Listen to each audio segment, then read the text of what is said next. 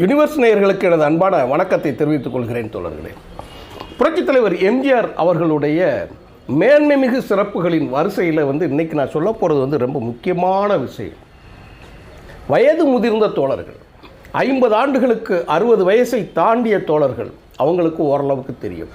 அதுவும் இப்போ நான் சொல்லக்கூடிய இந்த முக்கியமான சம்பவம் இருக்கு இல்லையா, நீங்கள் வரலாற்றில் நீங்கள் எங்கேயா பார்த்துருக்கலாம், கேள்விப்பட்டிருப்பீங்க, சில இடங்களில் நீங்கள் காணொலியில் கூட கேட்டிருப்பீங்க, வச்சுருப்பீங்க. ஆனால் ஒரு சேனலின் அடிப்படையில் நீங்கள் எம்ஜிஆர் அவர்களுடைய புகழையும் அவருடைய திறமையும் நிர்வாக திறமையும் தனிப்பட்ட குணநலன்களையும் பற்றி பேசுகிற பொழுது இந்த செய்தியை பதிவிடாமல் அந்த சேனல் முதுமை பெறாது.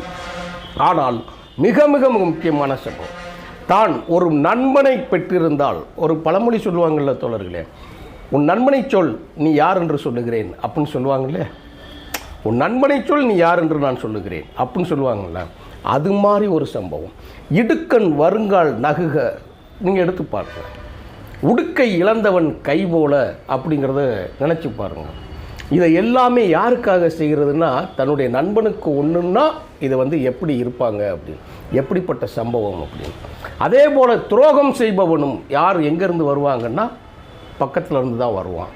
ஆனால் நண்பனுக்கு ஒன்றுனா ஓடி வருவான். பற்றியா, உடுக்கை இழந்தவன் கை போல அங்கே இடுக்கண் களைவதாம் நட்பு. அனிச்சை செயல்கிறது. தன்னுடைய உடை கலர்கிற பொழுது அப்படி எப்படி ஒரு இதில் இருக்குமோ, அது மாதிரி ஒரு அவசரத்தில் இருப்போமோ, அப்படி ஓடி செய்யக்கூடிய நட்பு அப்படி நல்ல நட்பை நாம் நாடி பெற்றுக்கொள்ள வேண்டும் அப்படிங்கிறதுலாம் ஒரு சிக்கல் ஒரு இதில் சொல்கிறேன்.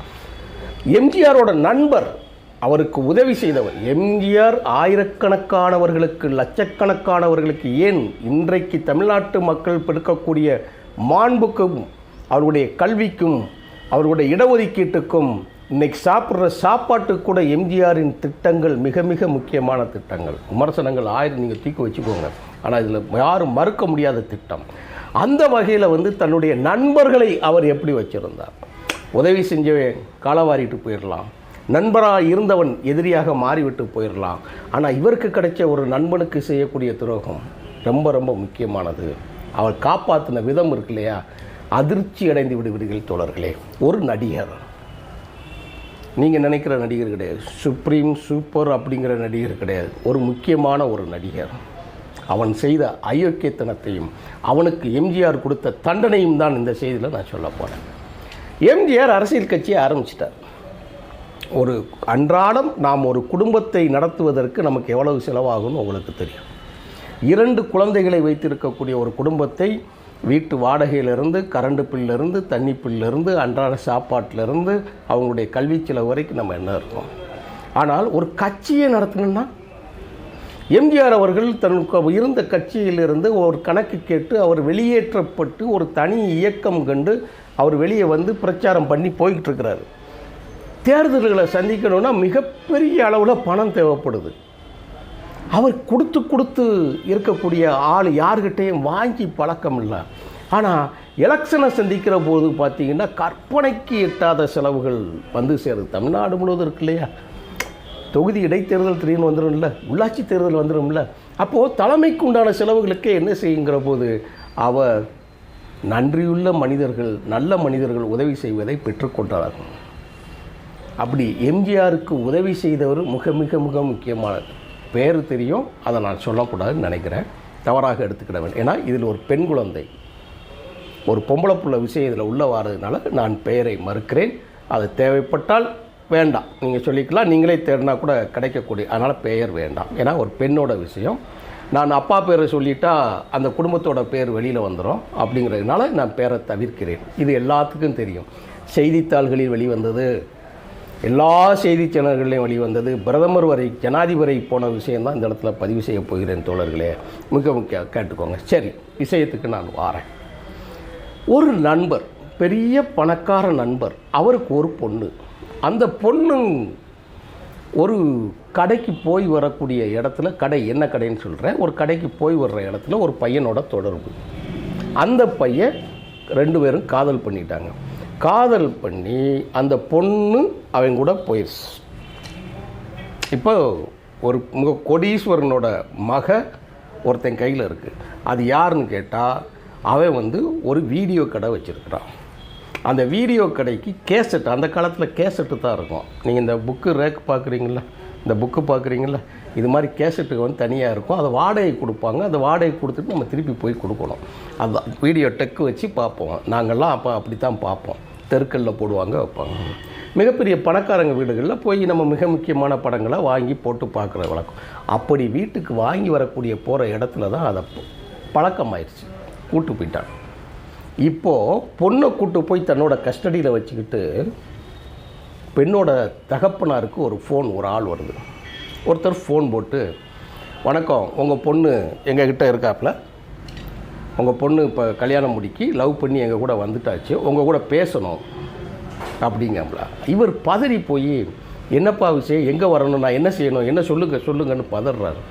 இல்லை அப்படியெல்லாம் வேண்டாம், உங்களுக்கு ஒரு நம்பர் தரோம், அந்த நம்பரில் ஒரு ஆளை போய் இருப்பாங்க, அந்த ஆள்கிட்ட போய் நீங்கள் டீல் பேசுங்கன்னு சொல்கிறேன். இல்லையா நீங்கள் பேச சொல்லு, உனக்கு என்ன வேணாலும் சொல்கிறேன், என் பொண்ணை விட்டுருங்கன்னு சொல்லி கேட்குறாரு. அதெல்லாம் கிடையாது, உன் பொண்ணு கல்யாணம் முடிக்க போகுது, நாங்கள் சொல்கிற ஆளை போய் பார்க்க முடியுமா, முடியாதா? சரி நான் போய் பார்க்குறேன். அவர் ஒரு அட்ரஸ் சொல்லி ஒரு அட்ரஸ்க்கு நேரடியாக போகிறாங்க. ஒரு ஆள் உள்ளே போகுது, ஒரு ஆள் மூலமாக அனுப்புகிறாங்க. ஒரு பெரும் கோடீஸ்வரர். போனால் உள்ளே போயாச்சு. உள்ளே போய் உட்காந்து பார்த்தா அங்கே ஒரு நடிகர் உட்காந்துருக்காங்க. அந்த நடிகர் கதாநாயகனாக நடிக்கக்கூடிய நடிகர். பெயர் சூலா ஆரம்பிக்கும். அந்த நடிகர் உட்காந்துருக்காப்புல. உட்காந்த உடனே, என்ன சார் நீங்கள் எங்கே இருக்கீங்கன்னு சொல்லி, அதெல்லாம் இருக்கட்டும், உங்கள் பொண்ணு, அதாவது உங்கள் குடும்பத்து சொந்தக்காரங்க இருக்காங்க இல்லையா, இந்த பொண்ணு இவரோட இப்படி போயிடுச்சு, அவர் என்னுடைய நண்பர். இப்போது உங்கள் பொண்ணுக்கு உண்டான சொத்தை நீங்கள் பங்கு பண்ணி பிரித்து கொடுத்துட்டிங்கன்னா உங்கள் பொண்ணு உங்களுக்கு வரும், அப்படி இல்லைன்னா உங்கள் பொண்ணு உங்கள்கிட்ட வர மாட்டாங்க. முடியுமா, முடியாதா? அதிர்ச்சியான, சார் நீங்களே இவ்வளோ பெரிய நடிகர், நீங்கள் எப்படி பேசலாமா அப்படின்னு கேட்குறேன். அதெல்லாம் தெரியாது, இருக்க இல்லையா, நாளைக்கு என்ன நீங்கள் சொல்லக்கூடாது வைக்கக்கூடாது, என்னுடைய நண்பர் உங்கள்கிட்ட சொல்லிட்டேங்கிறார். சரி நான் போய் பேசுகிறேன்னு சொல்லி வந்துட்டாங்க.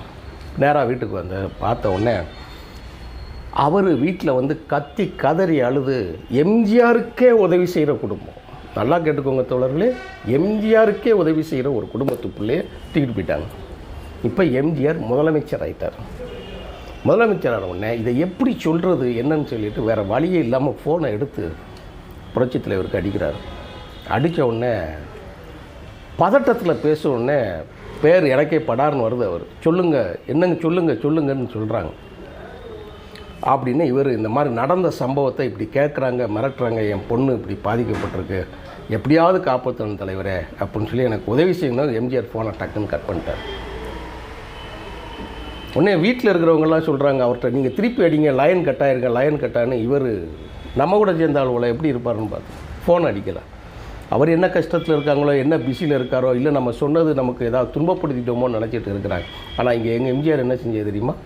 சென்னை ஐஜி உடனடியாக ஸ்ரீ பால், அவர் பேர் அன்றைக்கி இருந்தவர் பேரை சொல்லலாம், அவர் அடிக்கிறார். அடித்து இந்த நம்பர்லேருந்து இப்படி ஒரு நடிகர் ஃபோன் போட்டிருக்கிறான், அவன் இந்த நம்பர்லேருந்து இந்த இடத்துல இருக்கதா சொல்லியிருக்கிறான்னு சொல்லி இவர் சொன்னதை அப்படியே சொல்கிறாங்க. சொல்லி ஒன்றுனே, நீங்கள் என்ன செய்வீங்களோ எனக்கு தெரியாது, 1 மணி நேரத்தில் பொண்ணு வந்து என்கிட்ட வரணுன்ட்டார்.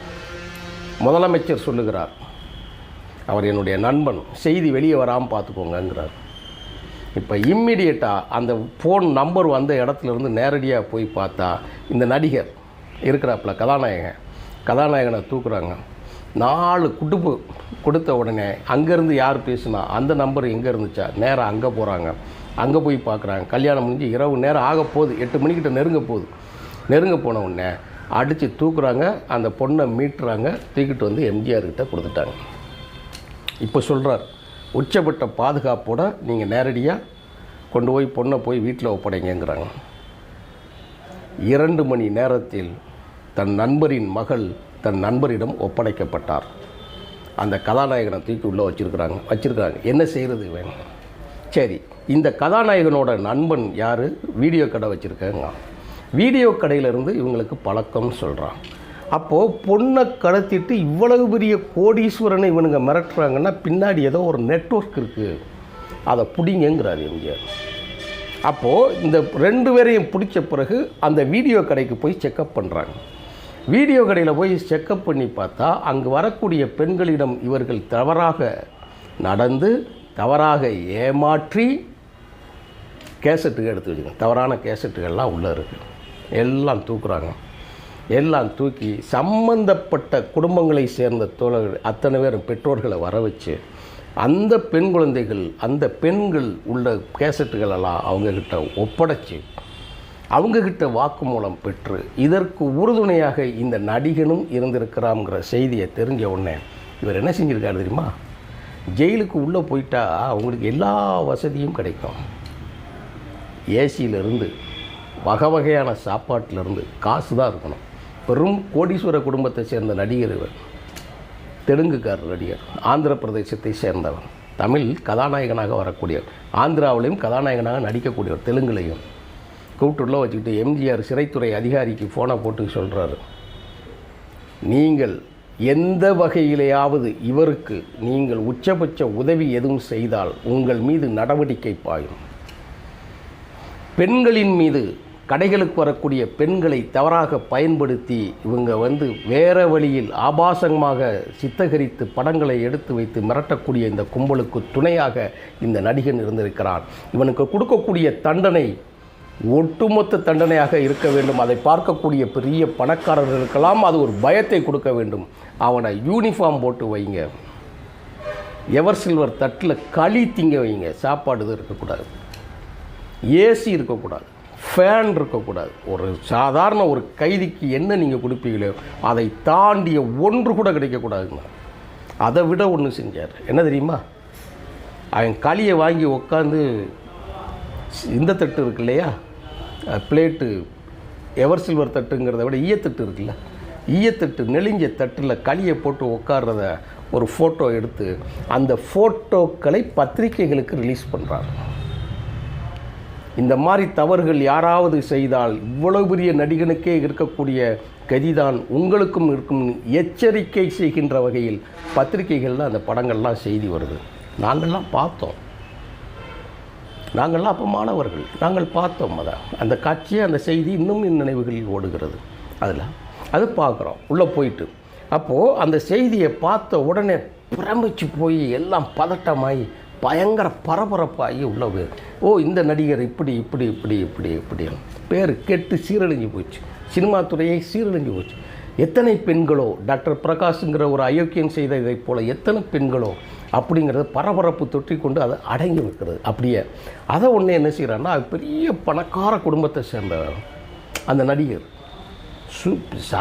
பாருங்க, வாயு தன்னை மீறி பேர் வருது பாருங்க, வரக்கூடாது, கழுத போய் தொலைதான் போங்க விடுங்க அப்படின்ட்டு அந்த நடிகர் படங்களை போட்டு பயங்கரமாக தேட்டர்களில் ஓடக்கூடிய நல்லா சண்டைக்கு போடக்கூடிய ஒரு நடிகர் இப்போ என்ன பண்ணுறாருன்னா, பெரிய பணக்கார குடும்பத்தை சேர்ந்தாலும் எம்ஜிஆர்கிட்ட கெஞ்சுறாங்க, ஐயா என்னுடைய மகனை விட்டுருங்க, தெரியாமல் எப்படியா விட்டுருங்கன்னு. ஓடிப்போ பக்கத்தில் நீங்கள் வந்துடக்கூடாது, எவ்வளவு பெரிய அதிகாரத்தில் இருந்தாலும் வரக்கூடாதுன்னு சொல்லிட்டு முடிஞ்ச உடனே அவங்க ஆந்திராவில் இருக்கக்கூடிய செல்வாக்கு படைத்த அரசியல் தலைவர்களையும் அவர்களையும் வச்சு நேராக போய் பிரதமரை போய் பார்க்குறாங்க. அப்போ பிரதமர் என்ன சொல்கிறாங்கன்னா, நாங்கள் இப்போ தான் கூட்டணிக்கு சென்று நாங்கள் 2 பேரும் அதிமுகவும் காங்கிரஸும் இணக்கமாக இருக்கோம், இதில் நீ வேற வந்துக்கிட்டு என்னம்மா செய்கிறேன்னு, இதை நான் ஏற்றுக்கொள்ள முடியாது, நீங்கள் போங்க, நீ இது வரைக்கும் சிக்கலானது, எம்ஜிஆர் கேட்க முடியாது, எங்கள் கூட்டணியே இதில் உடஞ்சிரும் போல் இருக்குது, வேண்டான்ட்டாங்க. உடனே அவங்க என்ன பண்ணுறாங்கன்னா, அங்கே இருக்கக்கூடிய அரசியல் தலைவர் பேரும் தெரியும் வேண்டாம், அங்கே இருக்கக்கூடிய ஒரு முக்கியமான அரசியல் தலைவர் வச்சுட்டு ஜனாதிபதியை போய் பார்த்தார்கள். இப்போ ஜனாதிபதி மிக பணக்கார குடும்பம் என்பதை தெரிந்து ஜனாதிபதி நேரடியாக எம்ஜிஆர் லைனுக்கு வராங்க, கொஞ்சம் உதவி செய்யுங்க எனக்காக. யார் கேட்குறாரு? ஜனாதிபதி கேட்குறாரு. ரொம்ப கெஞ்சுறாங்க, எனக்காக இதை கொஞ்சம் ரிலீஸ் பண்ணுறதுக்கு ஏதாவது ஒரு வாய்ப்பு இருந்தால் செய்யுங்க அப்படின்னு சொல்லி எம்ஜிஆர் கிட்ட கொடுத்த உடனே ஜனாதிபதியே தன்னிடம் இவ்வளவு தூரம் இறங்கி வாரான்னு சொல்லி இருக்குதுன்னு சொல்லிட்டு சரி என்னன்னு பார்ப்போம் அப்படின்னு சொல்கிறாங்க. இப்போ ஜனாதிபதி என்ன சொல்கிறாருன்னா, நேராக போய் எம்ஜிஆரை பாருங்கன்னு சொல்லி கொடுக்காங்க. எம்ஜிஆர் அப்பாயின்மெண்ட் கொடுத்தாரு, இங்கே வாங்க, உன் மகன் என்ன செஞ்சுருக்கான்னு தெரியுமா? தெரியும். என்ன செஞ்சுருக்கான்னு சொல்ல முடியுமா? சொல்லுங்கிறார். அந்த அம்மா உங்கள் வாயால் சொல்கிறதுக்கு இவ்வளோ கூச்சப்படுறதுகளே பாதிக்கப்பட்ட குடும்பம் என்ன கதிக்க ஆகிருக்கும். எத்தனை பெண்கள் உங்கள் வீட்டில் இப்படி ஒரு பொண்ணு, நம்ம வீட்டில் இப்படி ஒரு பொண்ணுன்னா நம்ம இருப்போமா? இவனை சும்மா விடலாமா அப்படின்னு சொல்லி கொம்பு கேட்குறார். அது யார் தெரியுமா? என்னுடைய நண்பனோட விட்டு போடலாம். சினிமாக்களிலே நான் வந்து முதல் காட்சியாக யார் வைப்பேன்னா, பெண்களை ஒருத்தன் மானபங்கப்படுத்தினாலோ அசிங்கப்படுத்தினாலோ அவனை அடித்து நொறுக்குவது போது தான் என் காட்சி இருக்கும். நீங்கள் இதை வந்து விட்டுறக்கூடாது, வைக்கக்கூடாது நீங்கள் அப்படின்னு சொல்லிட்டு அவனுக்கு ஜெயிலில் வச்சு புளிஞ்சு சக்கையாக எடுத்துட்டாங்க. அது வேறு, அதை வச்சுக்கோங்கன்னு வச்சுக்கோங்க. எம்ஜிஆர் வந்து அடிக்கணும் இல்லை, படங்களில் பார்த்து அடிக்கணும். அவன் செஞ்ச தண்டனைக்கு உடனே சொல்கிறாங்க, அவங்க ஜனாதிபதியை பேசியதுனால் உங்களுக்கு வந்து 2 திட்டம். அவனை இங்கேருந்து விடுவேன், அவன் தமிழ் திரைப்படங்களில் நடிக்கக்கூடாது 1. 2, தமிழ்நாட்டுக்குள்ளேயே அவன் இருக்கக்கூடாது. தமிழ்நாட்டு எல்லையை தாண்டி ஓடிடணும் அவன். ஐயான்னு சொல்லி காலில் விழுந்து நீங்கள் சொன்னதை அப்படியே நாங்கள் நிறைவேற்றுறோம்னு சொல்லிட்டு விட்டாங்க. ஒரு 2 மாதங்கள் கழித்து அவன் பெயிலில் வெளியே விடப்பட்டான். வழக்கம் போல் அதை வேண்டாம், அதை நம்ம அதுகளில் பார்த்துக்கிடுவாங்க. நான் சும்மா வர்ற செய்திகளை மட்டும் சொல்லிவிட்டு வந்துட்டு போயாச்சு, உள்ளே வந்துட்டான். அவன் தமிழ்நாட்டுக்குள்ளே திருப்பி வரல. எம்ஜிஆர் இறந்து பல 10 ஆண்டுகள் 20 ஆண்டுகள் கிட்ட அவன் வெளியில் வரல, தமிழ்நாட்டுக்குள்ளே வரல. ஆனால் மிக மிக மிக தமிழ்நாட்டின் உச்ச நடிகர் படத்தில் அவன் வில்லனாக நடித்தான். இன்னொன்று, ஆந்திராவில் இருக்கக்கூடிய ஒரு அயோக்கிய போய கேரக்டரில் அவன் நடித்தான். அது தனுஷ் நடித்த படம். மிக காமெடி உச்சக்கட்டத்தில் இருக்கிற படம். விவேக் அதில் இருக்கிறாரு, ரொம்ப பயங்கரமாக இருக்கும் அந்த படம். அதில் நடித்தான். அப்புறம் சூப்பர் ஸ்டாரில் இருக்கக்கூடிய உச்ச நடிகரோட படத்தில் அவன் வில்லனாக தான் வந்தான். இன்றைக்கு வரைக்கும் வில்லனாகவே போய்கிட்டு இருக்கிறான். அந்த அயோக்கியன் தன்னுடைய நண்பருக்கு மட்டுமல்ல, பெண்களுக்கு ஏது ஒன்றுன்னா சினிமாவில் மட்டும் அவர் வந்து கதாநாயகன் பறந்து வந்து அடிப்பார்னு இல்லை, நிஜத்திலும் அடித்தார். போன காணொலிக்கு முந்தின காலம் நான் சொல்லியிருக்கிறேன். அவர் மேடையில் இருந்து எப்படி வேனில் இருந்து குதித்து குழந்தையை காப்பாற்றுறது அதுகளில் இருக்கிற நடக்குன்னு, அது தரையில் நடந்ததுக்கு சாத்தியம் உண்டு என்று நிரூபித்து காட்டியவர். எவ்வளவு பெரிய மனிதனாக இருந்தாலும் தன் நண்பனுக்கு ஒன்று என்றால் களத்தில் வந்து நின்று ஒட்டுமொத்தத்துக்கும் கொடுக்கிறார். இதுதான் எம்ஜிஆர் அவர்களுடைய தனிப்பட்ட பண்பு. அப்புறம் ஒட்டுமொத்த இதில் சில சட்ட திருத்தங்களே, கேசட்டுகளுக்கு உண்டான திருத்தங்களே அதுகளில் கொண்டு வர்ற அளவுக்கு நடந்தது. தோழர்களே, மிகப்பெரிய மனிதர்களை நீங்கள் நல்லவன் என்று நம்பிவிட வேண்டாம். மிகப்பெரிய பணக்காரனாக இருக்கக்கூடிய தோழர்களையும் நல்லவர்கள் என்று நம்பிவிட வேண்டாம். அவன் ஏழையாக இருந்தாலும் பெரும் கோடீஸ்வரனாக இருந்தாலும் குணத்தால் மேம்பட்டவனே மிகப்பெரிய மனிதனாக நீங்கள் நம்புங்கள் என்று சொல்லி இந்த பதிவை செய்வதற்கு யூனிவர்ஸ் பெருமைப்படுகிறது தோழர்களே. நன்றி, வணக்கம் தோழர்களே.